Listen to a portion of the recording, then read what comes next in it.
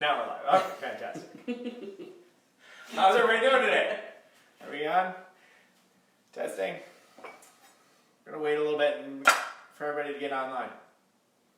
I'm going to share it on my wall. Oh, you're going to share it on your wall? Awesome. Yeah, that way in case people aren't necessarily connected with you, they can get to it through me. Okay. Alright, we have shared. Is anyone on here? You know what though? I do need to watch it through yours because I need to see who's logging in. I don't think it shows me that. Gotcha.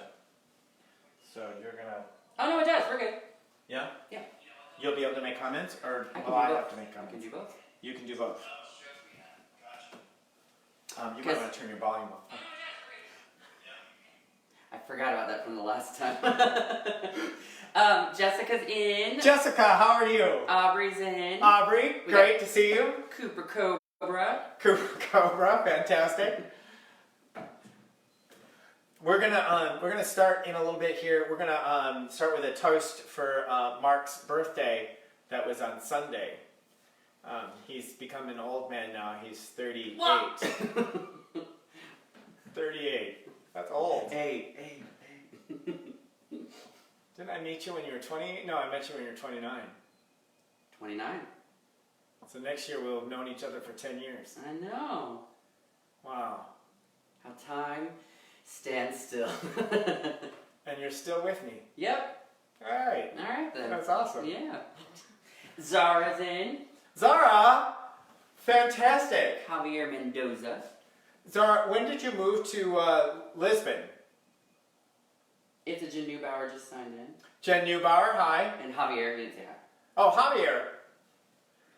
We're gonna start with a toast. A little prosecco, seeing as how we're doing an Italian dish. Just to say happy birthday to Mark. Carolyn says youngin. I said right. Yeah, she just says that because she's right there behind you, isn't she? No. She's younger than you, like quite a bit. We're the same age. Yeah? Yeah. Oh. We're youngins. Okay. I guess if you're youngin, that makes me youngin. Exactly. I keep you young. You do keep me young, that is for sure. Zara says, hey B, looking good. Oh, I've been watching your post. I want your cookbook. Right? Is there a way she can post the link so people could take a look at it? I don't know. I don't know. That'd be awesome. Yeah.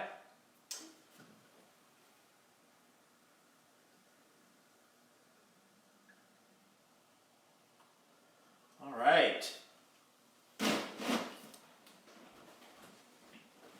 There you are. Cheers. Happy birthday. Thank you. To the love of my life. You're so sweet. I love you. Love y'all. So, happy birthday. We are going to be doing a chicken, what do we say, cacciatore today. So let's just run down some ingredients and we'll talk a little bit about that.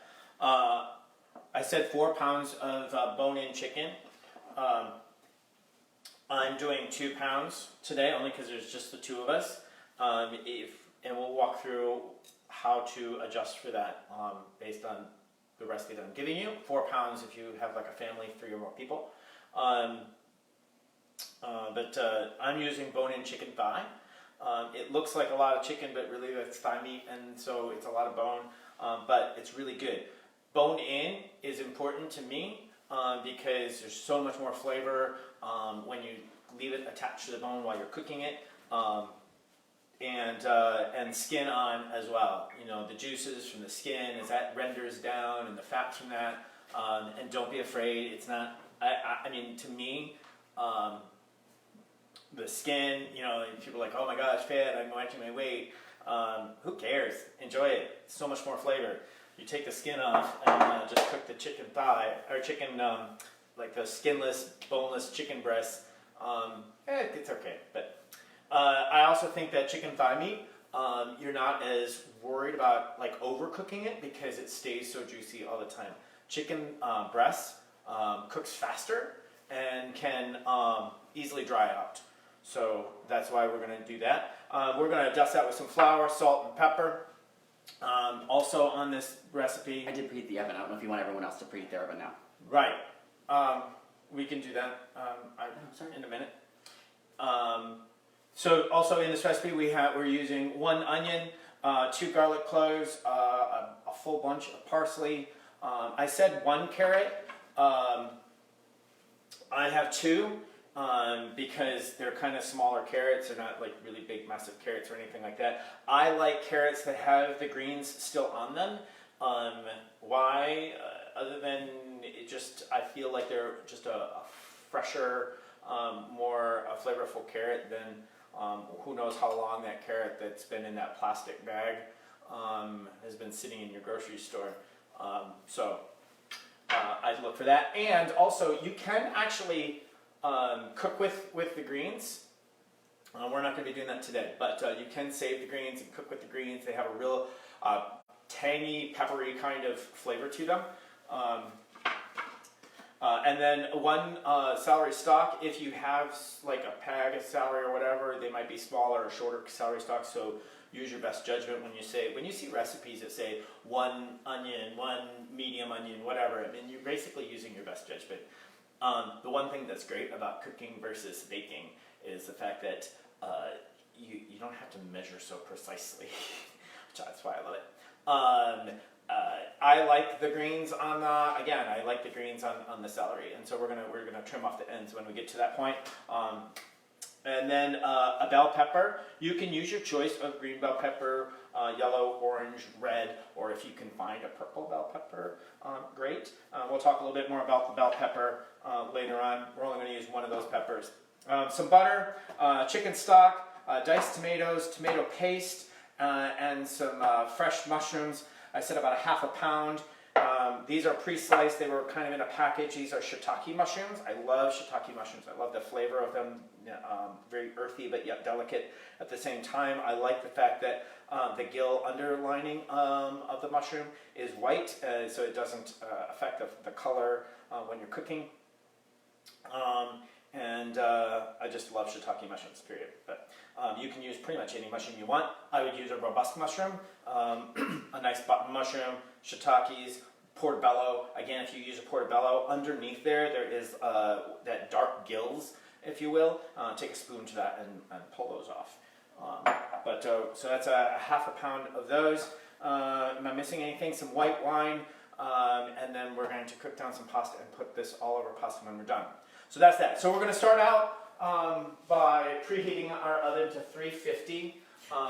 Sorry about that. Which Mark has already got started for me. And we'll talk about that a little bit. So today we're going to use the oven. You don't have to use the oven with this dish. You can just do this all stovetop, and we'll talk about that later. But this is just going to shorten up some of the saute time at the ends of the dish. What am I forgetting? Nothing, I don't think. We have a few shout-outs because some more people are in. We got about 21 people in right now. Brenda's on. Hey, Brenda. Anton is on. Anton, hi. Zara posted the link to her cookbook. Oh, fantastic. So anyone who's comments. watching today, if Zara posted a cookbook. I love this girl. She's amazing, and she lives in Lisbon now. She used to work with me here in D.C., and then she moved to California, and then now in Lisbon, which I didn't even know she moved out there. But so check it out. Robbie and Tanya are both on. Robbie and Tanya, hi. Edward Medina Torres is on. Oh, fantastic, Edward. Ronaldo Ortamaika. Ronaldo. Yep. Brother Joe is on. Hey. Renee, Rena, and Junior's on. Oh, fantastic. Well, welcome everyone. So we're gonna get things started. Did you mention the pasta that you're gonna do pasta with it? I didn't hear that. Sorry. Yeah, I mentioned we're gonna do pasta with it. Sweet. Okay. Just so you know, I got it's a fresh pasta dried out from Italy, but you can use any pasta of your choice, and we'll talk a little bit more about the pasta later. So let's get started. We've preheated our oven to 350. We're gonna get our pan started on medium heat. There we go. Hi, Jason. Hi, Jason. For those of you who logged in a little bit late, we've been toasting some champagne to Mark's birthday. which was on the 29th.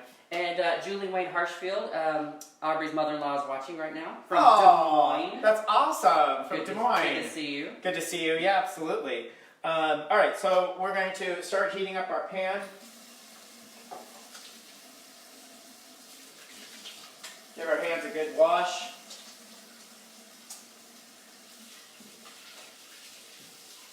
Hola, hi. Hola, hi. Who said hola, hi? Who do you think said hola, hi?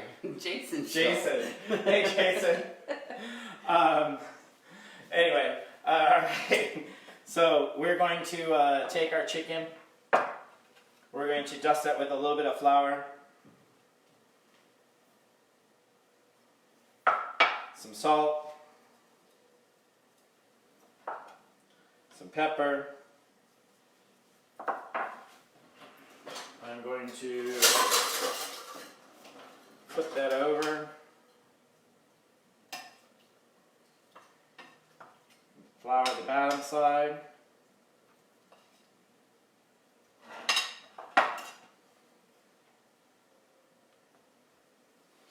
And what this is going to do is really going to give us a nice, like, crispy crispiness to it. Give it a little bit of coating. It doesn't have to be, it's not like breading it or anything, but it is going to have that nice crispness because of the flour. And some seasoning, salt and pepper, perfect.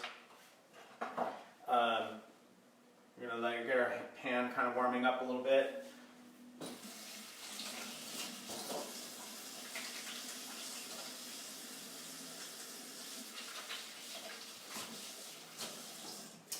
Zara says you're such a natural. Oh, thank you. So we're going to add about 2 tablespoons of olive oil to our pan. Along with 2 tablespoons of butter. Ray said to say really quick that Ray and Casey from Canada say hello. Ray and Casey from Canada, yes. Come visit us. Well, not now, but... Not now. Stay home.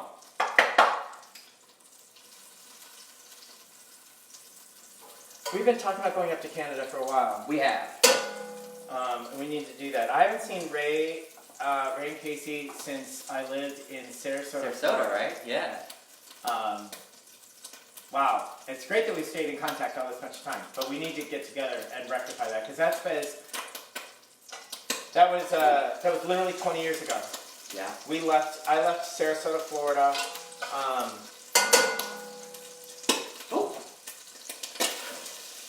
All right. Skin side down.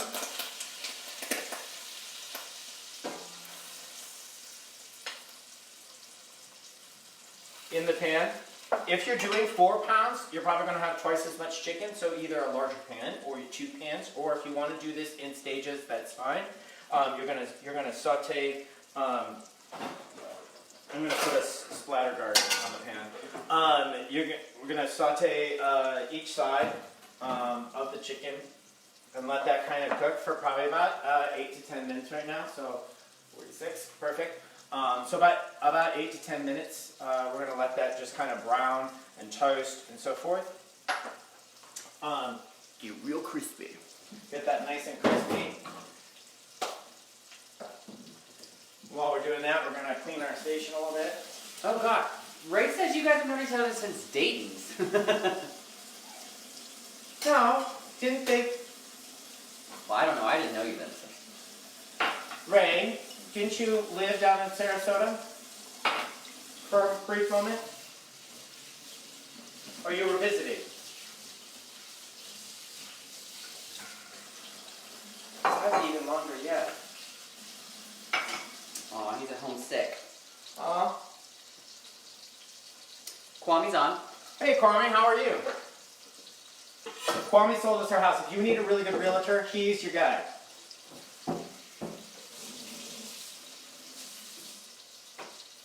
And a good friend.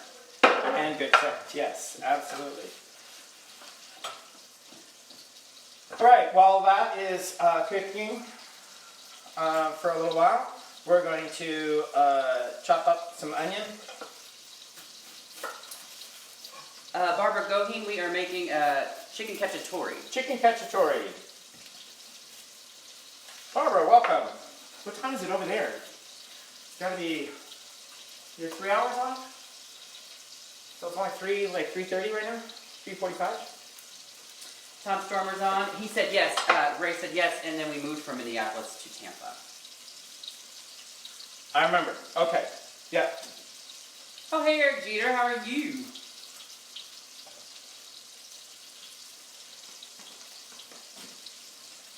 Eric Jeter and I went to college together.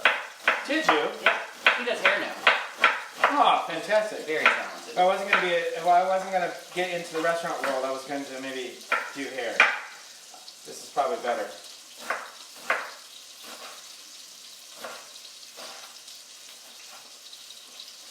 Jasmine and Kwame are watching together. Ah, fantastic.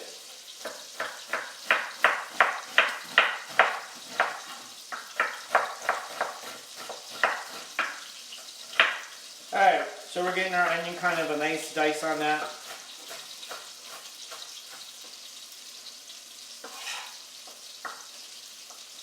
If it's not perfect, it's no big deal. So a little bit about Chicken Cacciatore.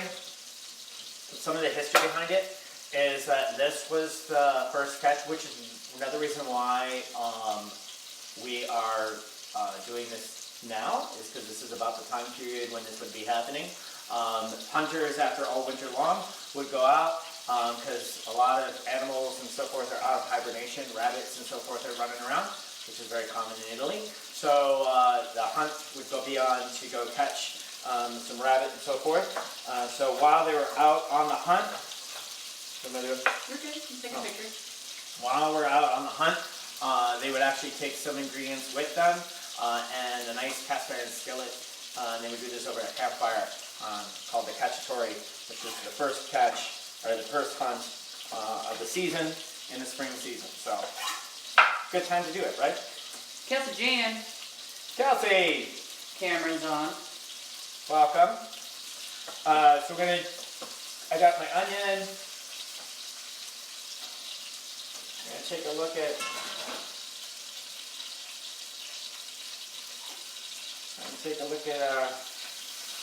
that, cooking that a little longer. Right now it's been about 8 minutes.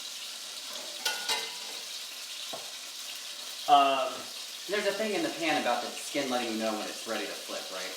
Yeah, so I recommend non-stick skillets. Not non-stick skillets. That was it. That's like a double negative. I don't like non-stick. Non-stick is great for an omelet and eggs, but that's about it. Everything else should be with a standard pan. Pans are designed, a good pan is designed to be cooked on a medium heat. Meat will sear itself to the bottom of the pan, and then when it's done cooking, it will release itself, and you shouldn't have to sit there and scrape it up. You should just release and just be able to lift it from the pan automatically. If it does stick to the pan and it's burning, it's because you've been cooking on too high of a heat. Turn the heat down, and it'll release itself. So most pans, like I said, medium heat is about where you should be at, a really good quality pan. I'm using today an all-clad pan, which just means it's multi-cladded with different kinds of metals, creating a more even heat, which is what you want to look for. All-clad is not necessarily important itself. It's a great brand, but there's a lot of really good brands out there. You're just looking for a multi-clad, multiple levels. Stainless steel is the best hour core versus aluminum, which is reactive. And we can get into that in a whole other time. But aluminum is a reactive metal. If you've ever tasted water out of an aluminum glass, back in your grandmother might have had some glassware that was some of those tin glasses, aluminum. Water tasted that metallic flavor. That's because of the aluminum. You wouldn't get that out of stainless steel. So it reacts to the acids and stuff, especially like tomatoes. So you really want stainless steel, or copper is the best. The copper is very, very expensive, so there you are on that. I think we're looking really good on the skin. It's looking nice. Yeah, look at that. Nice and crispy. Nice golden color. We're going to flip that over. Cook the other side. Another 8 to 10 minutes. And you really have to use your judgment. Like I have some really thick chicken thighs here. So I'm going for the full 10 versus the 8. If you have thinner chicken thighs, or if you're not using with a bone on and you are just doing just the chicken thigh itself or any other chicken, you're going to want to go less. Chicken breast, definitely 5 to 6 minutes each side, because chicken breast cooks faster than the thigh meat does because of the fats and so forth in there. Yes. Barbara Goheen said skin on, really? Yes, just skin on. Too. Skin on all day long. You want the skin, because the skin, like I said at the very beginning, it adds a lot of flavor and just brings in a lot of juiciness and locks in a lot of juiciness. You wouldn't want to do a skinless turkey after Thanksgiving, right? It'd be dry, it'd be nasty. You want that flavor, you want to swap that in. So skin on all day long. Cheers. Cheers. Anyway, so we'll get the garlic. I got 2 garlic cloves. You just give them a good mash, and the skin should just come right off.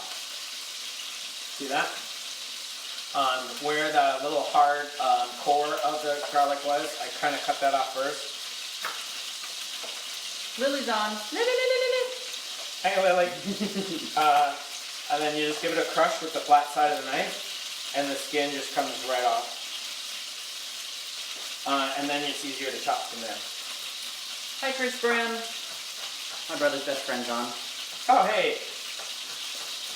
Hey, brothers, friends. So while that's all cooking, we're just going to keep chopping some things up here. I'm using an Italian flat leaf parsley today. We're going to use just like a full bunch.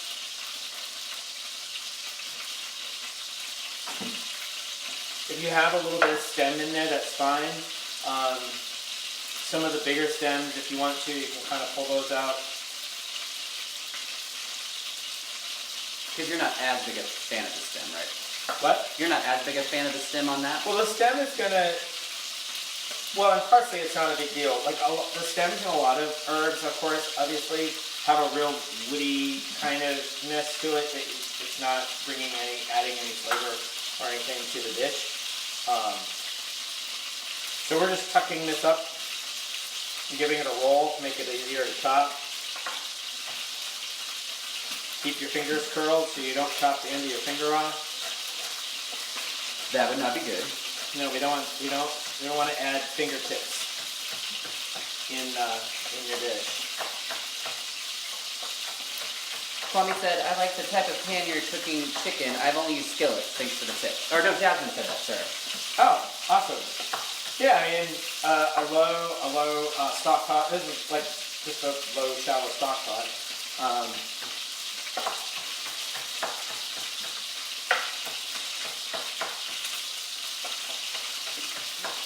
Tanya said someone needs to give you guys your own show. How would that go? That'd be, I don't know how that would go.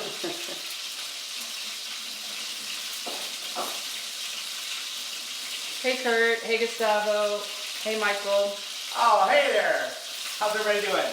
So, when I was a kid, my mom had one of these like little screens that had a handle on it. I never knew what it really was for. She never used it. Oh, never cooked too much, but she never really used it. I thought it was a strainer, but it actually stops the splatter from the oil and stuff getting all over the place. So it's a clever little device.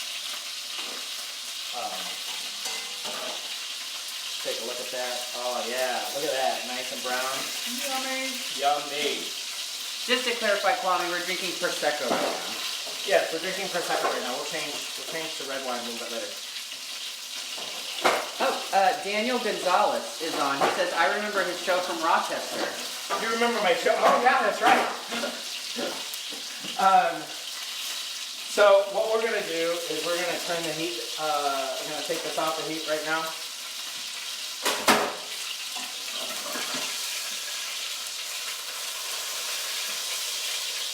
And we're going to take these and put these on a baking sheet. Now you can do this one of two ways. And if you have, again, if you're doing 4 pounds instead of the 2 pounds that I'm doing, you're going to have twice as much chicken. So now you would just do this process all over again, one more time. I'm just going to throw these in the oven at 350 just to kind of continue that cooking process to get the middle of them because they're so thick.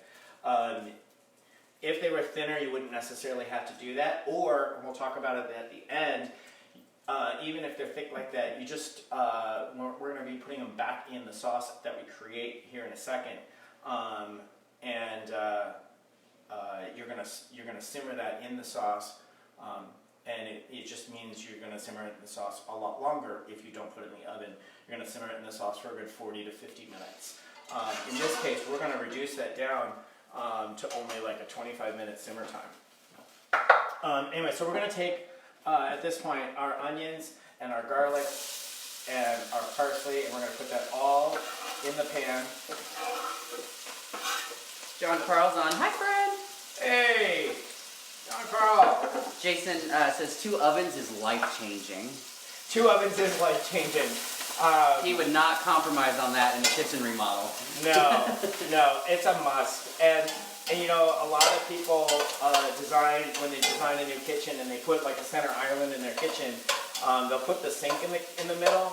But to me, and it's a preference obviously, but to me having the stove in the middle is because that's where I'm doing all the cooking, and when guests are coming over to join us for dinner, they're going to sit and watch and talk and whatever. And if I have the sink here, yeah, they'll see me when I wash my hands or doing the dishes, but they're not seeing me when I'm actually cooking. So this way I get to face everybody. So we got the onions in there and the garlic and the parsley. We're going to saute that. Real quick, Kurt is watching with Becca and Joan. Hey guys, we missed Hey y'all. guys, miss you, absolutely. How's retirement, Kurt? How is retirement going? It is time check, sweetie. It's 6:57. 6:57. Oh, right. So there is Aunt Marty's shout out. Aunt Marty did a shout out. Yep. That we're doing Illuminate Light Up America or something. Illuminate the world. I don't know. At 7 o'clock, everybody's lighting a candle outside. So in about 10 minutes, we're going. No, 2 minutes. In 2 minutes, we're going to light a candle and put that outside to celebrate. All of our care workers and service workers and essential employees that are still doing their part. Yeah. So thank you. So while that's sauteing down, let's talk carrots and celery. Again, I have carrots. I said 1 carrot in this recipe, but like I said, use your best judgment because of the fact that if they're smaller carrots, you want 2. I mean, and there's no. If you like carrots, put in 3. Like, it doesn't matter. So we're going to chop the end off. You can save these ends for cooking in stews and so forth. It's awesome. You do like a parsley pesto with it? Carrot top pesto with it. A carrot top pesto, you can do that. It's a real peppery, kind of a little bit bitter flavor that can really change the depth of a dish. Hi Derek, hi Mira. Oh, Derek Mara, how are you? So we're going to peel this real quick.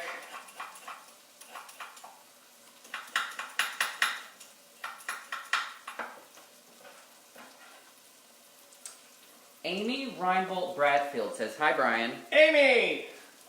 How are you? Who is Amy? She lives in, well, I don't know, actually I don't know where you live right now. We went to school together. School together, that was it. I remember her name, okay. And a celery stick. I already washed all the dirt because there'll be a lot of dirt. Like when you have the big bowl, there's going to be a lot of dirt in there, so make sure you wash that thoroughly. I'm doing a fresh chop on either end to get rid of like the dead part of the celery. But other than that, Jen Neubauer said, some of us who cheated and bought pre-diced mirepoix are feeling good that extra carrots are okay. Yes. If you pre-bought your mirepoix in the grocery store, you're good. And it looks like Tina Taggart's on. Oh, Tina, And also from Carly. Yep, and Nancy Vandergon just signed in. Nancy. And Lily just gave us a time check at 7 o'clock. 7 o'clock. All right, hold on. I'm gonna. Just take it off the heat, or I'm what? gonna just take it off the heat real quick, so that we can light our candle. So everyone, we're gonna light a candle real quick. For all of our service workers and essential employees that are still, doing their part to keep us safe and keep us fed and Sending a positive message out to good the light. world. Thank you so much. There it is, going outside.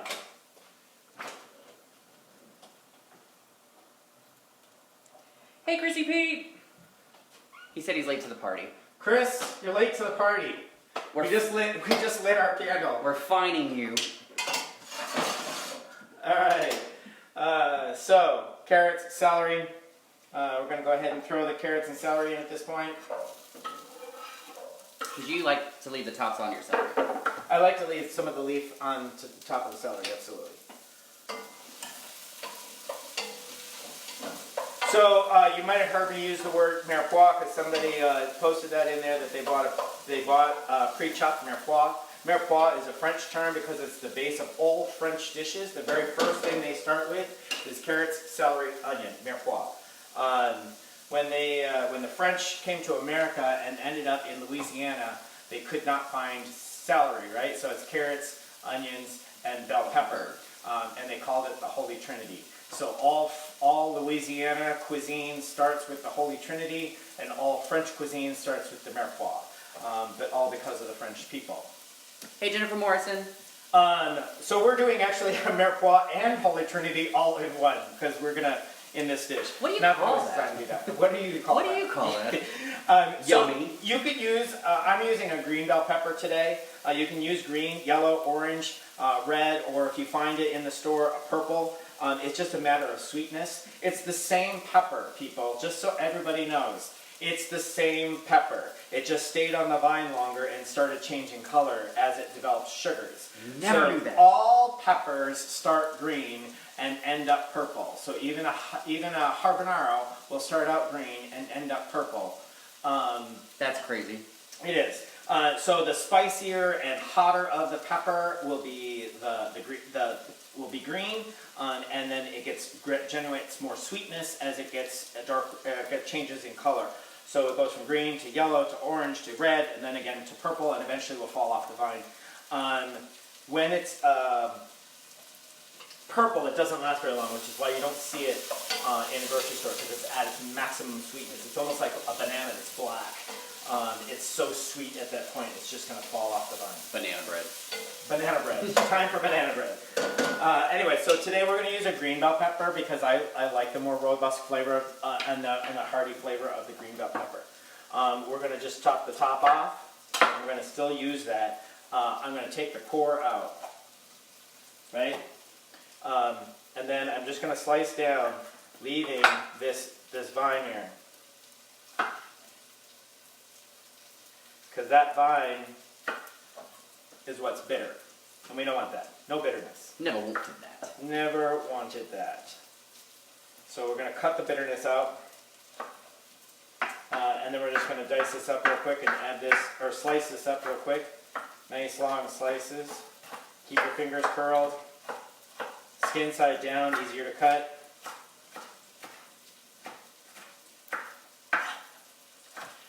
Now, question, because I know you might definitely agree with me that I do this. Do you find that people tend to stir too often? Like when it says stir occasionally?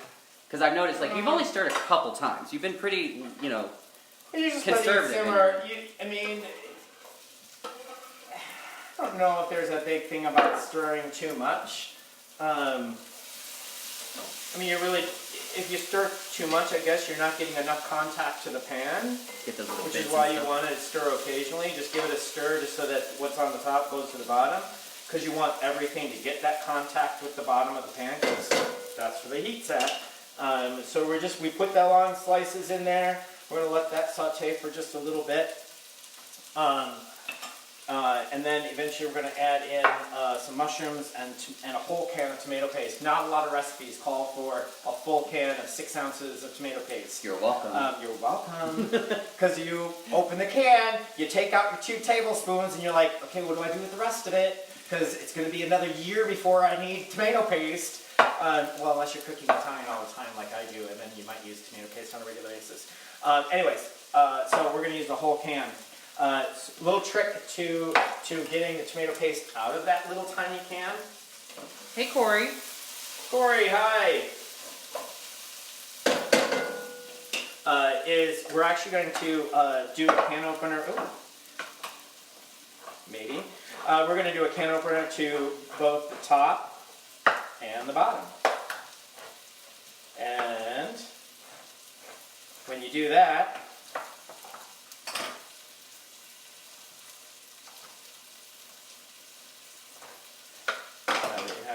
you can just push it through. Oh, like a push pop. Yeah.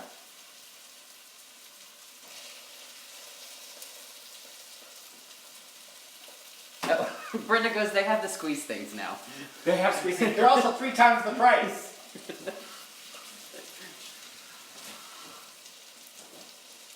She laughed. Anyways, so we're going to throw in the mushrooms and the tomato paste, and we're going to give that a good stir and get the tomato paste to kind of mix well with everything.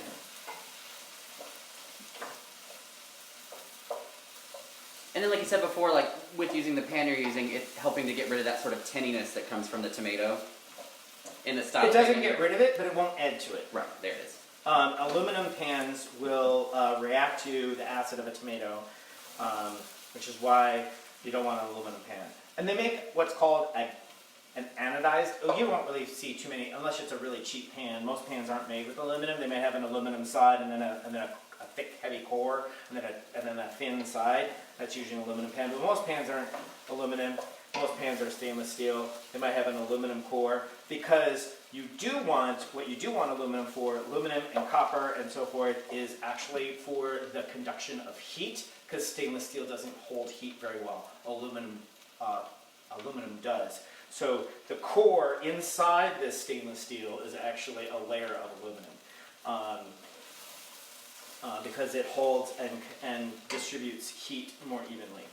Copper distributes the heat the best. Again, copper being very expensive. Arslan's on. Hey, boss. Hey, Arslan. All right, so we got this. Really. No, Jason, it is not from a tomatillo. That was in our guacamole earlier. Hey, Caitlin. So we're going to. Caitlin's on. Hey, how are you? We're going to add some nice dry white wine. In this case, I'm using an Albarino. I love an Albarino. It's a Spanish white, and it's very just crisp, clean, refreshing, very summer fun wine to drink if you are looking for a nice wine. So Albarino. I'm just going to put about a half a cup in there, and I'm going to do what they call deglazing the pan.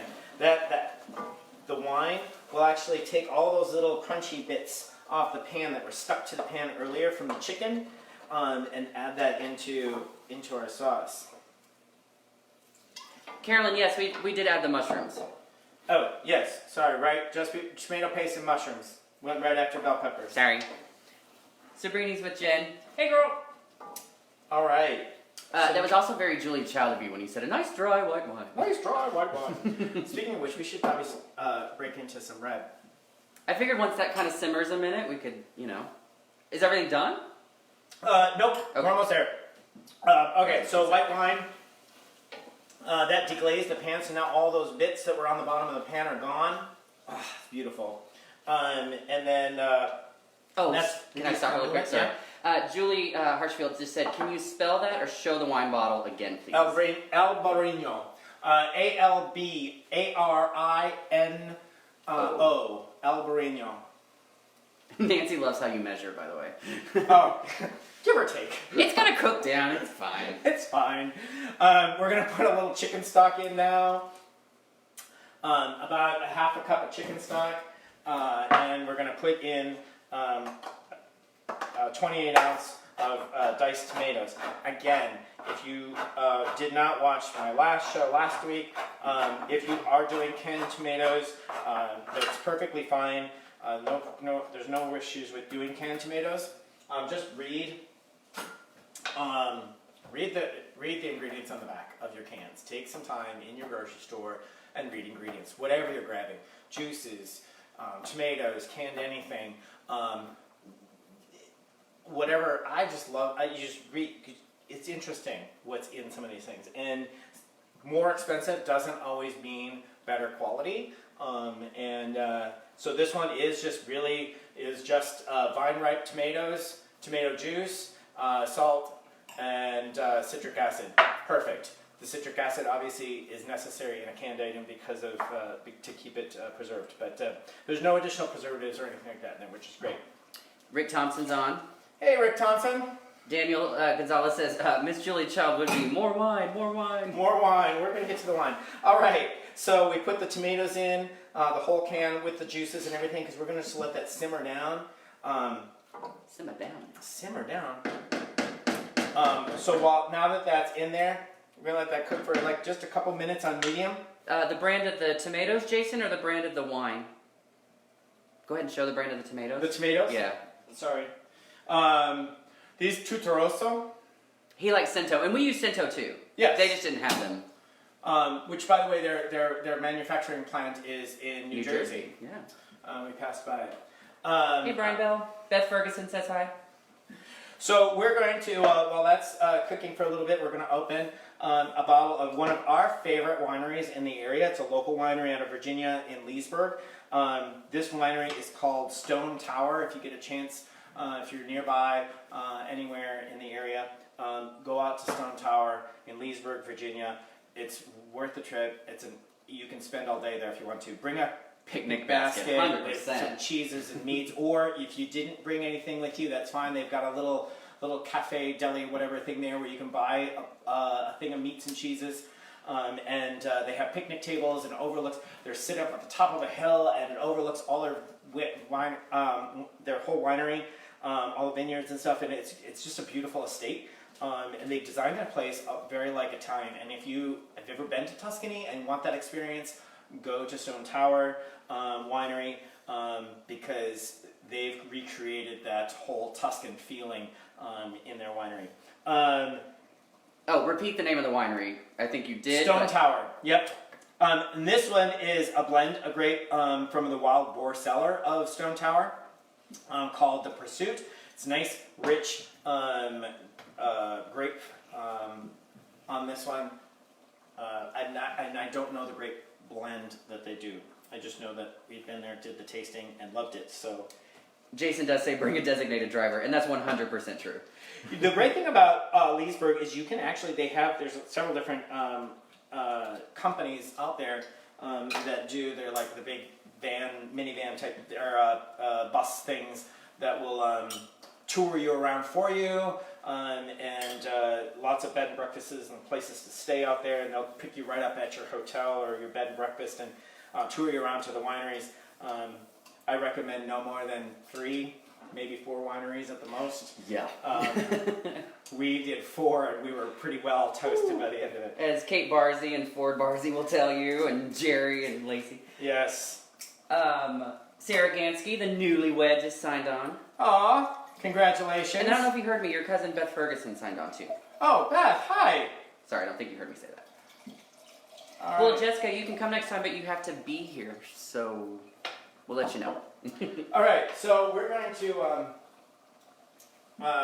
take the chicken out and put it into our pan now, and turn this down, the saute down. Pasta water.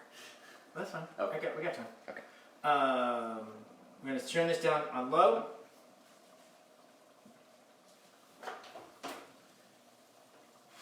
Jessica, I know that's right. And we're going to take our chicken now and just bury it right into the sauce. If you did not bake it beforehand, put it in the oven like I did, that's fine. You're just gonna put this now in here for about a good 45-50 minutes, In this case, we're just going to do it for about 20 to 25 minutes on low. And that's that. Meanwhile, what we can do is we can start our pasta.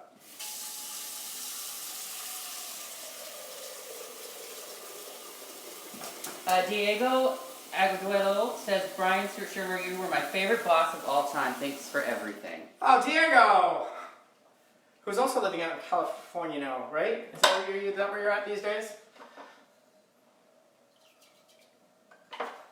So we're going to put a little salt in our water. Nancy said, sorry, I missed the beginning. How long did you bake the chicken for? Just while we were in here. So what was that? Probably about... Making the sauce? During the making the sauce. So 20... Because we seared it for about, what, 7 minutes each side?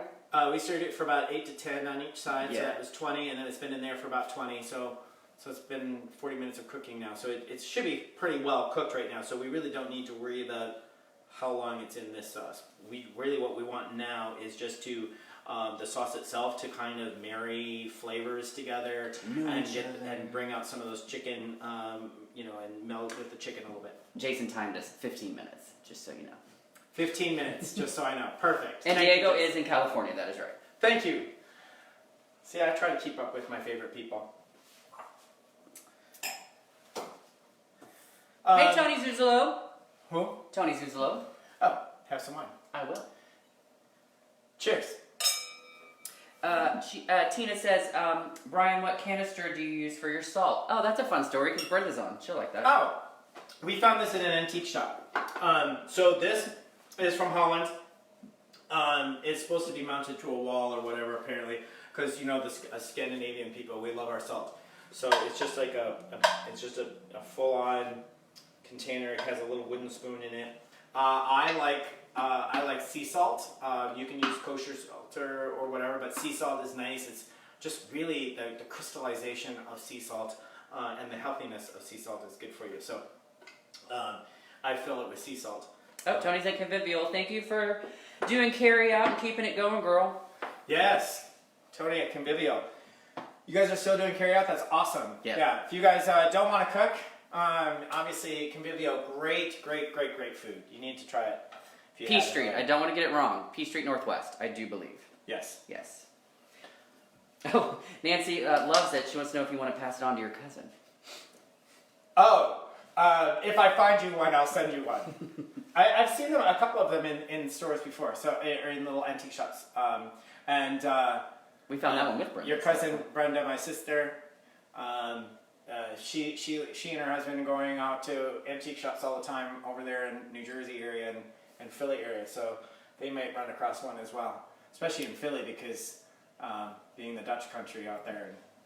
Oh yeah, you betcha. In Pennsylvania. Well, that's Minnesota, but... That's Minnesota. Yeah. Yeah, sure. Any chance to use it, Yeah, sure, you betcha. Hey, Anna. My old coworker from the dental office. Oh, fantastic. Alright, so that's going to simmer now for a little bit. How long have we been simmering? I don't even know.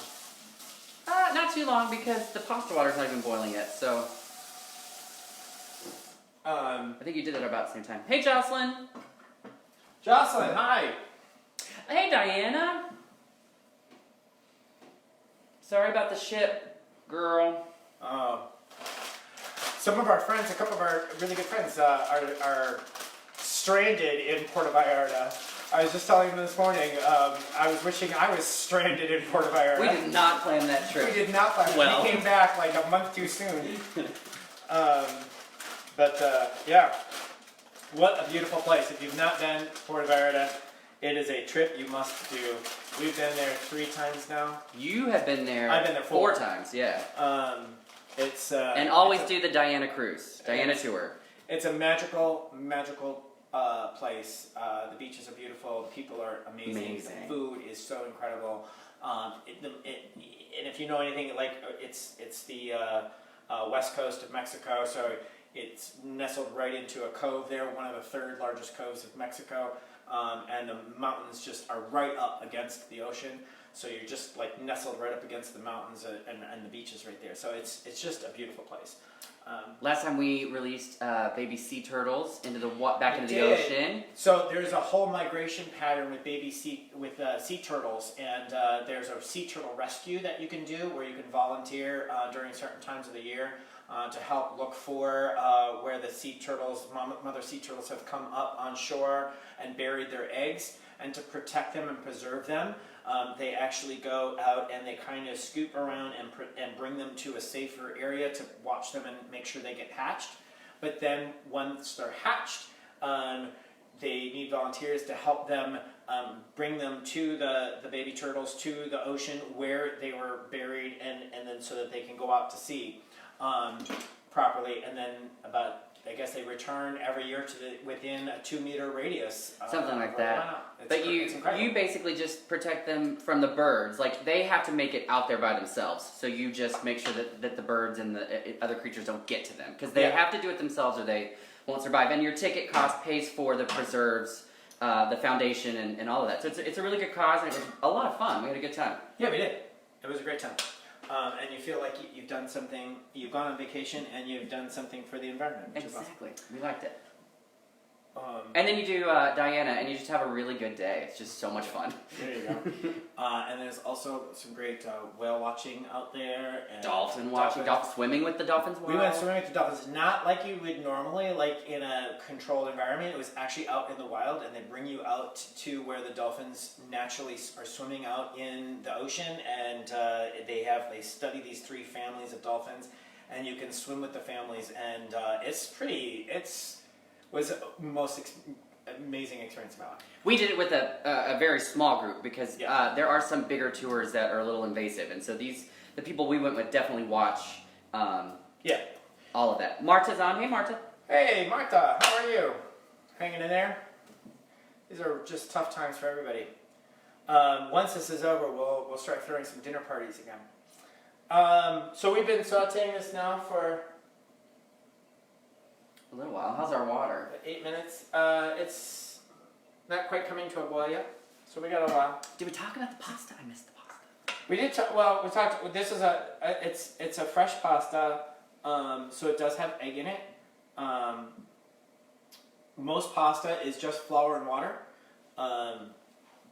This is a fresh pasta that was dried, so it has, because fresh pasta is made with egg. So if you are vegan, this is not your pasta. If you are vegan, you can go with just a standard dry pasta. I like, this is a wider noodle.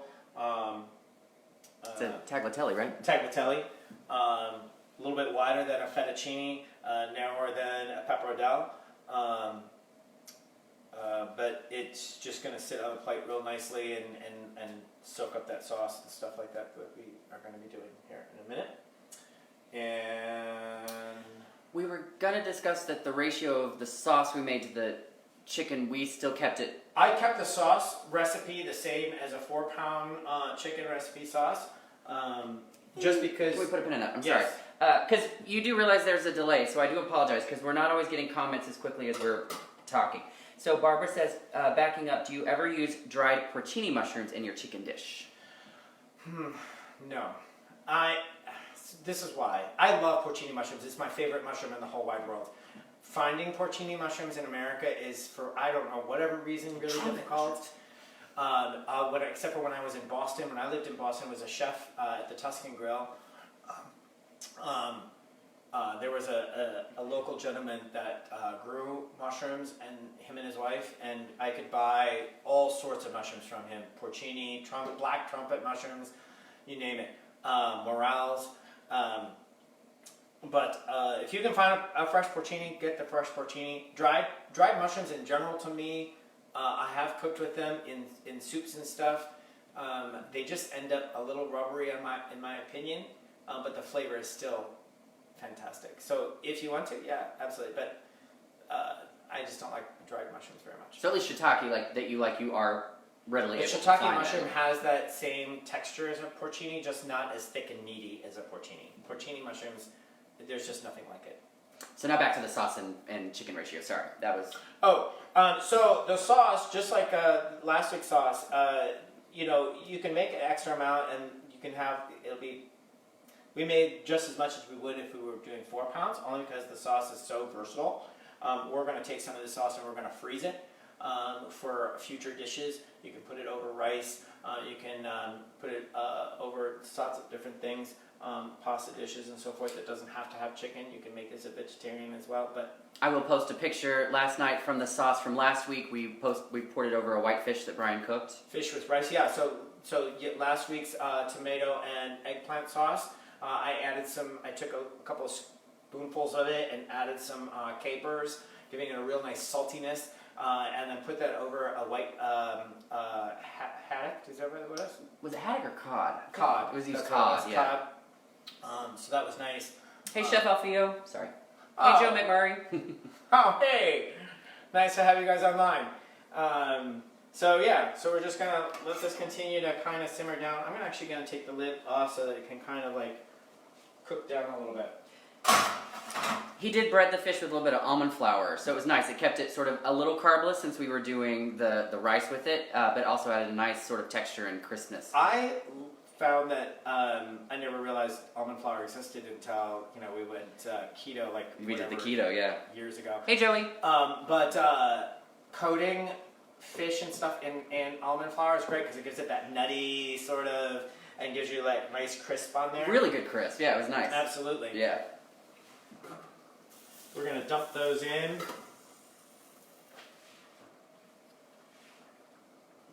Make sure that's on low.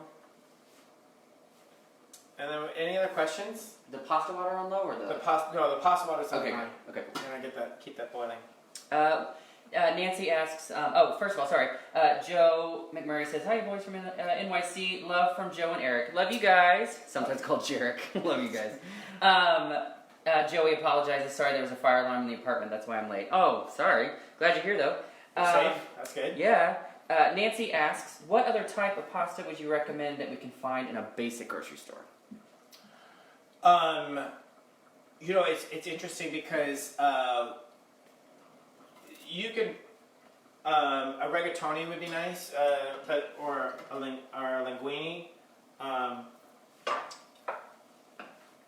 But every once in a while, don't underestimate where the tomatoes and Italian stuff are. A lot of times in grocery stores, you'll see the tomato paste and whatever, and then you'll see some novelty items down near at the bottom of on the bottom shelf of the grocery store that aren't with the other items. Might be some. We found it almost with like the oils and stuff, didn't we? Like yeah, there was olive oil and there was whatever, and then all of a sudden there was a whole group of Italian stuff, and there was like Italian anchovies and Italian whatever, and a whole Italian section. Sometimes in foreign foods, you'll see, it'll be like there'll be Spanish foods, Mexican foods, and Asian food and what have you, and there might be a little Italian section. Check those out every now and then. You'd be surprised as you find some amazing, really clever, unique pastas in those spots that aren't with the other pastas. But really, it's your preference. Spaghetti could even work with this dish. I mean, which is probably was most common back then, was a rolled out spaghetti noodle because it was easy to travel with. And again, it would have been probably rolled up and dried in little round rings because they would have been able to just toss it in some boiling water over the campfire. And I think it kind of goes back to what you said last week, but obviously, given the current climate, obviously our goal is to get into the grocery store. We know our staples. We know what we need to just get in and get out. But once all this is over, you had said, take that time, look at the ingredients. Yeah, now you don't get to be as picky today because grocery stores, like I went to 3 different grocery stores just to get the ingredients we have today. But they also want us to kind of not really sit stationary. They want us to sort of know what we need. Unfortunately, you may not have all the ingredients sitting on all the shelves today because things get picked over. So you need to be a little flexible with it, but the flavors are still going to be there. Daniel Gonzalez says, have you ever released a cookbook? Which I think kind of goes back to last week with how you create a recipe and how you create menus. I have never released a cookbook. Zara, who is in the link, has, and if you're still she's on at the top of the comments. At the top of the comments, you'll find a link for a cookbook to Zara. She used to work with me at District Commons, and she's an incredible person. She has I think she does. I'm not sure if she does stuff on YouTube, but I know she does stuff on Instagram because I follow her on Instagram. Check out her cookbook. And yeah, maybe someday I'll do a cookbook. I don't know. My cookbooks will be written a little differently than most because the way I like to write recipes. It's kind of like a read and cook as you go kind of recipe. You should show them your cheater books in that top drawer right there. My cheater book. Oh, if anything ever happens to me, is it? It's right there. Isn't that it right there? That little brown. It's not here. Oh, did you take it out? I thought I left it there. You didn't leave it here. Oh, sorry. Well, you can kind of show there how you check a recipe, I guess. Yeah. So my recipes will be like, here's ingredients and here's what to do. Here's some ingredients. Here's what to do as you build, instead of like, I don't know. That's the way I do it.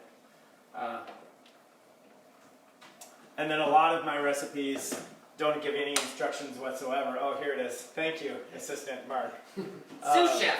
Sous chef. Well, I guess not sous chef. I didn't do much, but. So, just to flip to any old page. Here's crispy flatbread. It's just a list of ingredients. So my little cheat sheet book assumes how to make ketchup. Because why? Because I don't like ketchup, so I'll make it from scratch. Though it's really good.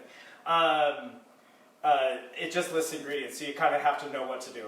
But once in a while, I might have a recipe that actually says, do this, fry, remove, do this, add, leave, sit, and then add that. So it's like that's kind of the way my recipe works. But this is, if it's in this book, it's I've tried it, tested it, and it's amazing and perfect. Kind of your Bible.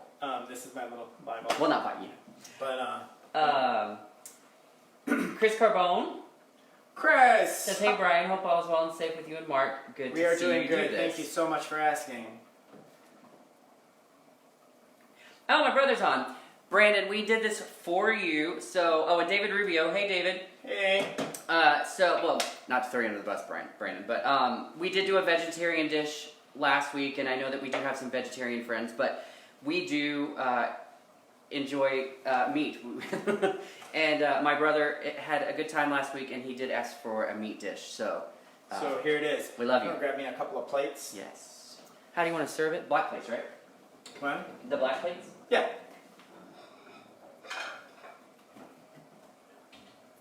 Alright, so our pasta looks really good.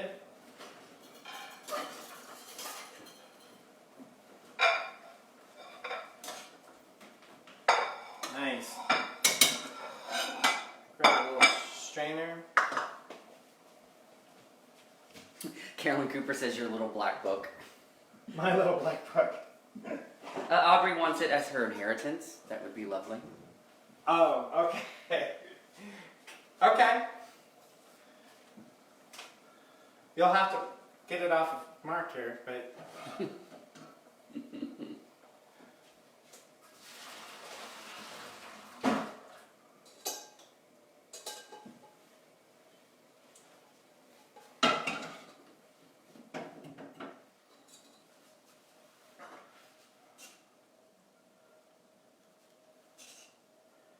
All right.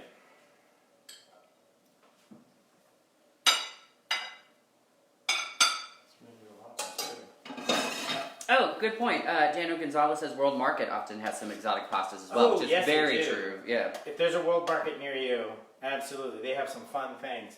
So there it is. Grab the chicken outside of that sauce. Tina is not sure why you're not saving the pasta water.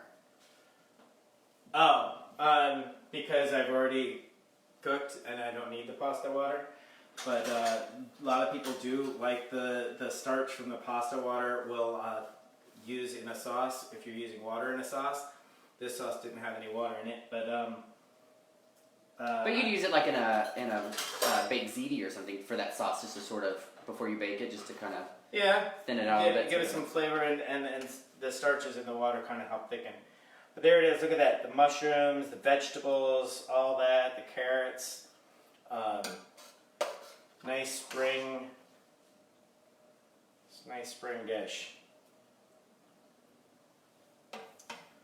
And there it is, Chicken Cacciatore. All right? It was great to see all of you people. And really, stay inside and be safe, all right? Thank you. Love you guys. Love you. Bye.